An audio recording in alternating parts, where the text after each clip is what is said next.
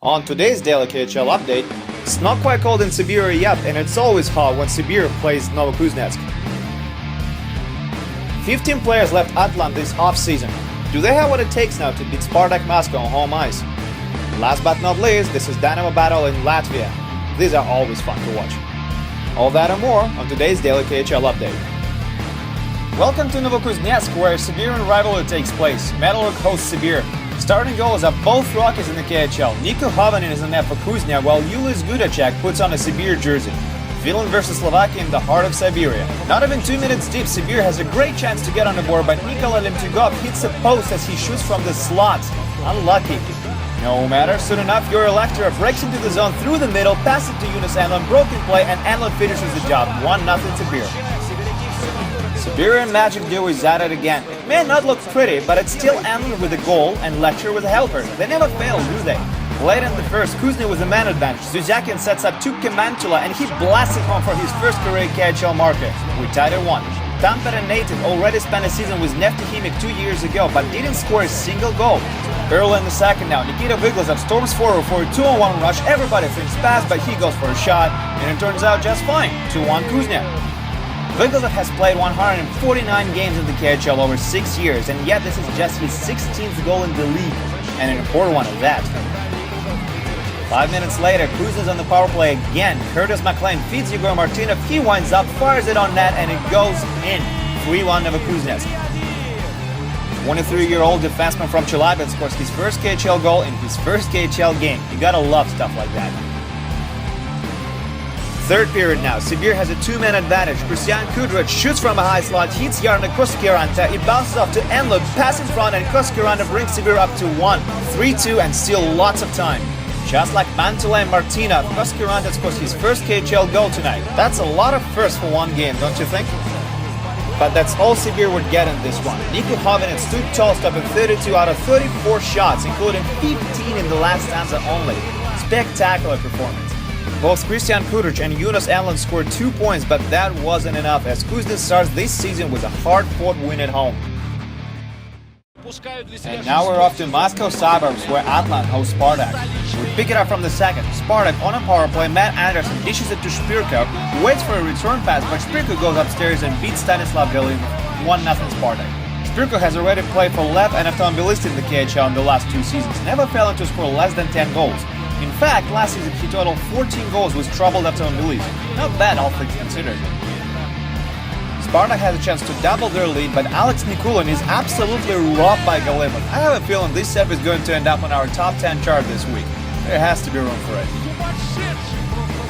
Atlanta tries to even things up in the second as Alexei Mikhnov dangles his way into Spartak's zone, beats Jeff Glass, but the puck hits the post and goes out of play. Unreal.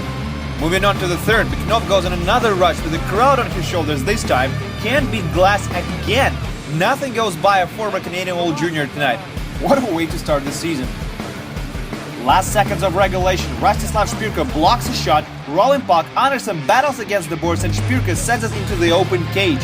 Lights out, this is it. 2-0 Spartak with 18 seconds to go, and that's the way it ends. Spirko is going to be KHL's top goal scorer at least for a day with a 2-goal performance, but the real hero is of course Jeff Glass with a remarkable total of 37 saves. I believe he's owed a drink and a pat on the shoulder after this one. Fantastic job in net tonight. Last stop for today, Riga, Latvia, or as some people call it, European Canada. Dynamo Riga goes up against Dynamo Minsk, don't get confused. Riga won the Cup of Hope last season as the best team who didn't make the playoffs. They enter in this season with high hopes. Norman Sayes is back in the office as the club's GM. Sandis Ozlic is once again captain for Dynamo. Marcel Hausen made his return as well. Overall, things are looking good for Riga. Minsk, on the other hand, lost their top scorer Team Stapleton this offseason to Akbars. Former Maple Leaf and a Winnipeg Jet left quite a hole to fill for Dynamo. Somebody's gonna have to step up. Goaltender matchup for this game is Kevin Lalonde versus Michael Telkvist.